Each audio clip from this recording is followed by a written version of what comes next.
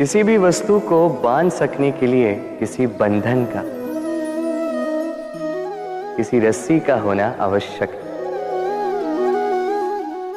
परंतु इस रस्सी को बांध सकने की शक्ति कौन देता है?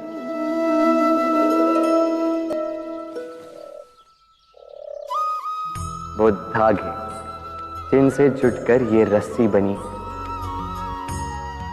अब बताइए, प्रेम को किस रस्सी से स्वयं तक बांधेंगे आप?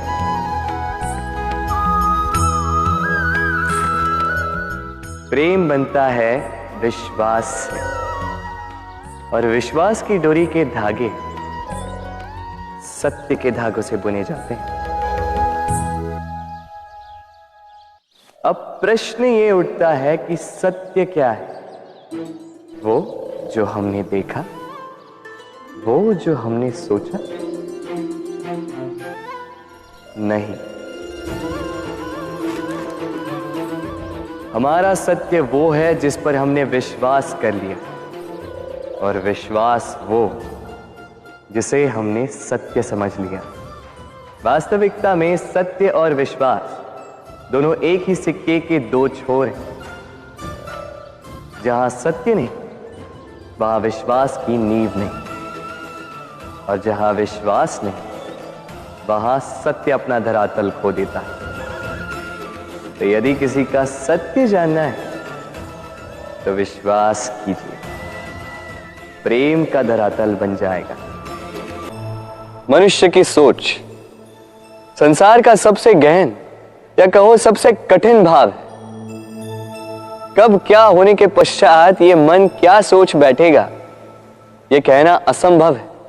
और यही सोच कई बार हमारे मन में हीन की भावना ले आती है। हम सदा हमसे ऊपर की श्रेणी के व्यक्तियों को देखते हैं, उनके जीवन का विश्लेषण करते हैं, और फिर स्वयं को हीन समझ लेते हैं।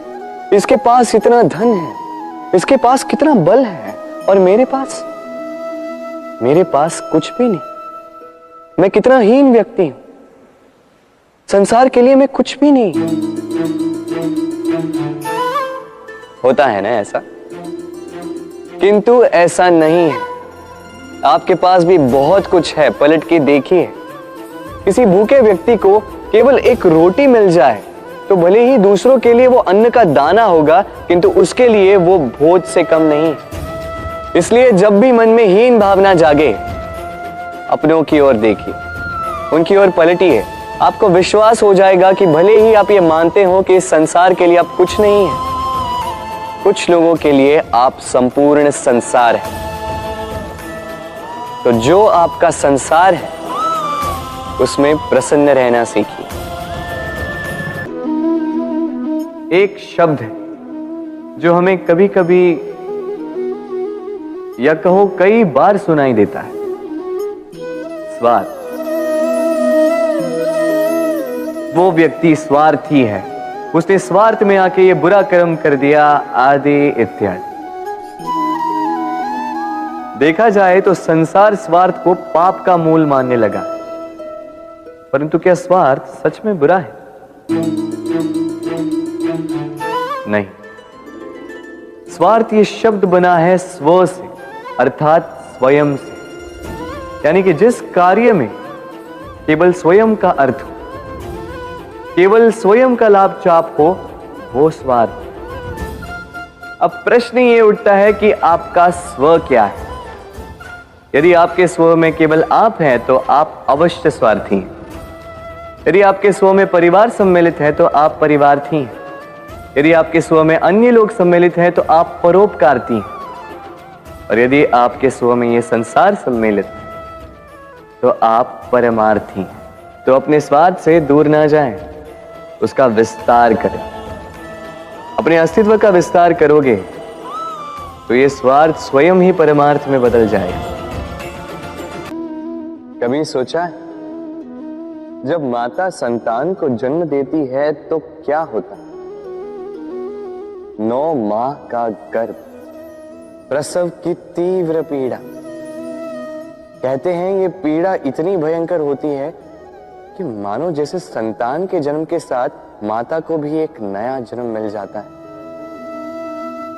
और इस जन्म के साथ अंत होता है माता की पीड़ा। किंतु यदि आप दृष्टिकोण बदलकर देखें तो आप ये समझेंगे कि पीड़ा का ये अंत एक अपार आनंद का प्रारंभ है। आरंभ संतान का और संतान माता पिता के लिए सुख का प्रारंभ है। जीवन के साथ भी यही होता है। हम कभी कभी किसी संबंध या किसी स्थिति के पीड़ादायक अंत के कारण इतने विचलित हो जाते हैं कि उस आनंदमयी प्रारंभ को देख ही नहीं पाते। स्मरण रखिएगा, पीड़ा आनंद के प्रारंभ का लक्षण। प्रेम संसार का सबसे पवित्र बंधन है, पर सच पूछो तो ये बंधन से मुक्ति है, स्वतंत्रता है।